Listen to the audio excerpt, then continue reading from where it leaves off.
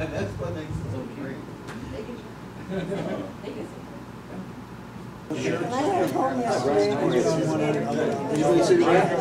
No, I'm well, the meeting is your wife's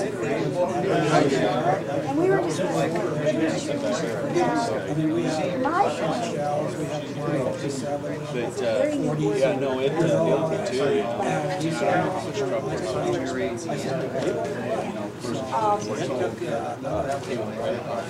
Got that too. Yep, that's a new function that was created. It's I'll meet with the vice president next week.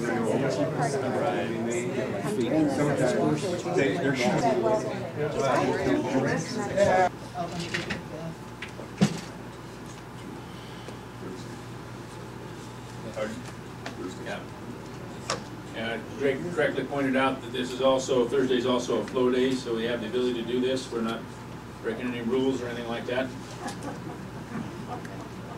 Gosh, I hope not. We'll be in the paper. And because this significant public comment, Beth will be in here to take some minutes and note the comments made. So Jim, if you'd like to start. Actually, let me set it here. Yeah. Come on here.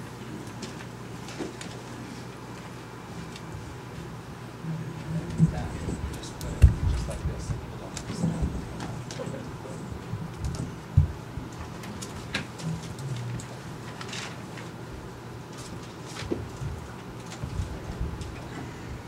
Good afternoon. My name is Keith Kubista, K-U-B-I-S-T-A. Jim Pearson was called out of town on a family emergency and therefore won't be here speaking to you today. I'll be taking his place.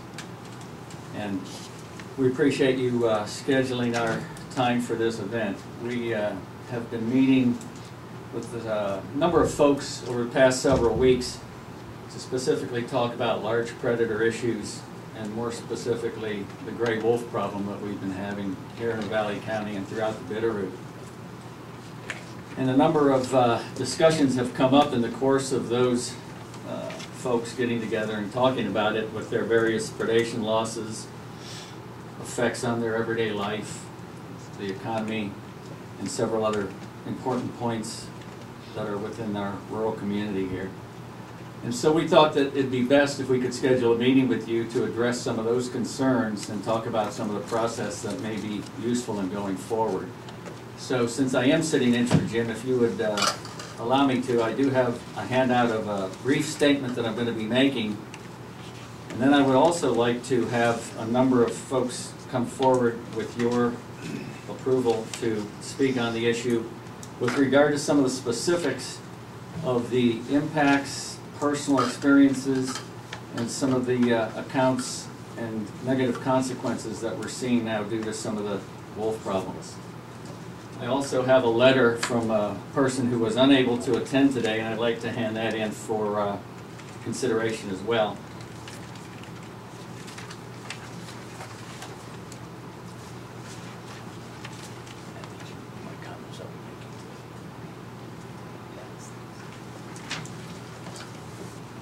First of all, the citizens of Ravalli County do need your help. Individual and local interests have been sacrificed to the wolf introduction. The growing amount of wolf-caused negative effects are significantly impacting the county's economic stability, customs and culture, and our historic uses of public and private property. For example, our hunting industry, the families and employees of outfitters, guides, taxidermists, meat processors, lodging owners, restaurants, and other secondary businesses reliant on resident and non-resident hunters are being hit the hardest due to excessive wolf predation. Here in the Bitterroot, we used to have some of the best elk hunting in the country. However, now due to the wolves, that no longer is the case. And the facts contained in the Fish, Wildlife, and Parks 10J proposal last November that you all passed a resolution on prior to their approving that proposal confirmed that wolf predation was the root cause of the elk herd decline. The deer and moose herds have seen similar declines, and hunting opportunity for those species has also been severely limited. Families who rely on sustainable harvest of elk, deer, and moose to help feed their families are increasingly losing this important resource as well. With regard to the wolves affecting livestock and agriculture, we're seeing spiraling depredation and wildlife behavior changes resulting in unacceptable consequences. Elk in particular are damaging crops, breaking fences, and eating haystacks on private property in places where they've never been seen before. Even more troubling, ranchers, farmers, and livestock owners continue to bear the substantial burden of feeding hungry wolves with the lives of their domestic stock as they struggle to protect their own animals and feed this county and this country. Two recent comments by FWP officials support these conditions, and I quote, "Elk would rather take the stress and inconvenience of being around people over being in a place where they are chased, harassed, or eaten." And also, in quotes, "Given the number of wolves on the landscape, there are going to be conflicts, and a good share of those conflicts we have this year are here in the Bitterroot." We need more than a heavily restricted wolf hunt that has temporarily survived the endless litigation by the environmental activists. It is critical that you develop a policy for the management of large predators or another mechanism to protect the local environment, including the tax base, customs, culture, history, health, and well-being of the citizens of this county. And I'd like to close now and give a number of the folks that have come with their specific examples and some of the input that supports some of these general conditions that I've mentioned. But I'd like to just also say that I received a recent email, and it was the 90-10 principle. 10% being actions that are heaped upon you, 90% being reaction to those actions. We have before us the ability to react to some of these problems that are created, and I would say that it is time for this county commissioners body to react and do what is necessary to protect some of what I've talked about here today. So if you would allow the other speakers, I think there's plenty in the room who would have something to say, and I'll gladly answer any other questions if there are. Where do we want people to come and speak? Just other landowners, so I only brought one copy, but I'm here today to talk about the impact the wolf has had in my life and my family's life. And the biggest impact of all has been economic, as I'm an outfitter and my business is revolving heavily around the elk hunting industry. I have had other impacts as well, grazing my horses and mules, running my hounds, having my pets, dogs on the trail rides with me, and anxiety for my wife and children when they recreate outdoors without me. As I said, I'm an outfitter on the Bitterroot National Forest. In 1998, I bought my business that is based out of Picket Creek in the West Fork of the Bitterroots. 100% of my income was derived from elk and deer hunting in the West Fork. I would regularly service approximately 50 clients a year, employing 5 to 7 employees. I have 5 overnight camps that are spread out over 40 square miles. In the past 5 years, there has been a decrease in the elk herd of close to 70% in my operating area.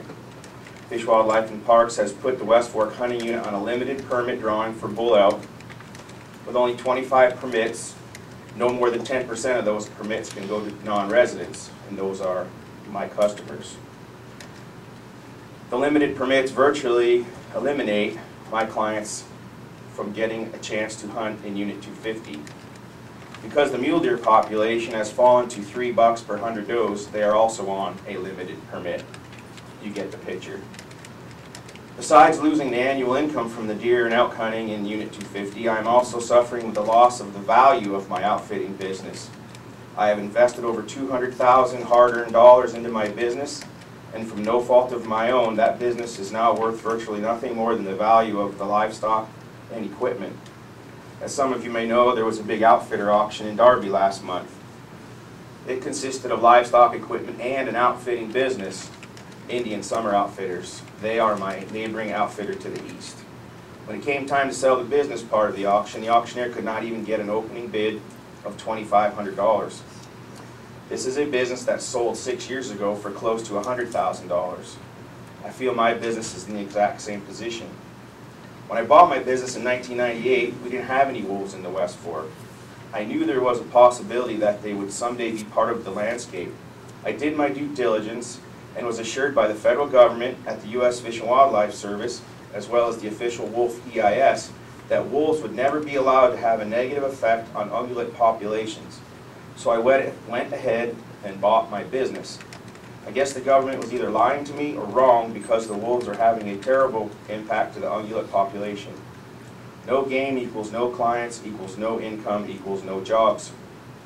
The long-term effects are going to linger for a long time, even if we ever do get the wolf populations under control. The national hunting media, i.e. Outdoor Life, Field and Stream, Peterson's Hunting, have labeled the Bitterroot Valley as ground zero for wolf predation, and specifically labeled the West Fork as one of the worst predator pits, unquote, in the United States. Besides the wolves, the lions and bear populations are thriving also. Myself and my industry are hurting, and I hope you can help in fixing this terrible situation. What a shame it is to see the last 70 years of wildlife conservation end up in a pile of wolf scat. Thank you for the opportunity to comment. Thank you. And I live on Kootenai Creek Road in Stevensville, outside of Stevensville, Montana. And I actually have been a property owner and taxpayer in Ravalli County for 39 years. And my property is just 1/2 mile off of the main transportation artery in the Bitterroot Valley Highway, US Highway 93. So I'm not remote. I'm close to the highway. To date, there have been 2 white-tailed deer killed in my front yard by wolves. The first wolf kill was almost 75 feet from my front room windows. The kill was made about 6:45 in the morning, and I just happened to be outside in my carport area filling some bird feeders when I heard what I thought was probably 2 wolves, and the resulting bleat of that deer as it was killed. And it was bone-chilling, really, because it bleated as it died. It's very intimidating to have wolves that close to my home. Now, the second wolf kill was on Valentine's Day, sometime before daylight, and I do know that it was a wolf kill because it was exactly the same as the first one, and I called Liz Bradley, the wolf biologist, and she came down right away and she did confirm it was a wolf kill. So I do know that those 2 were wolf kills, but the second one was only 50 feet from my front room windows. I never thought that I would be faced with kills in my front yard that close to my home. You just think you're safe in your own home. I now feel I need to carry a weapon when walking from my garage to my house alone after dark, and I do. And I'm also an avid berry picker and mushroomer and hiker, and I feel I have to pack when I do that. And I do have a concealed weapons permit, which is current, and so in order to have security, listen, we live in Montana, and why would I have to pack to go look for mushrooms? It just seems silly. But you feel necessary. And my daughter and I went up Scalcoho Pass to look for morels last year, and we were actually howled off the mountain.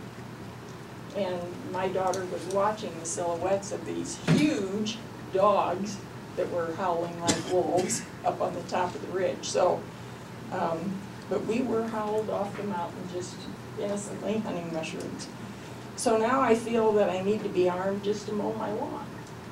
I really do feel that, because I have an open lawn, but I have trees around, and I'm in a creek bottom. So in all sincerity, I really believe that my personal property rights have been infringed on by the presence of so many wolves in the Bitterroot Valley, and I would urge you awesome commissioners to take whatever action you can to preserve the freedom that we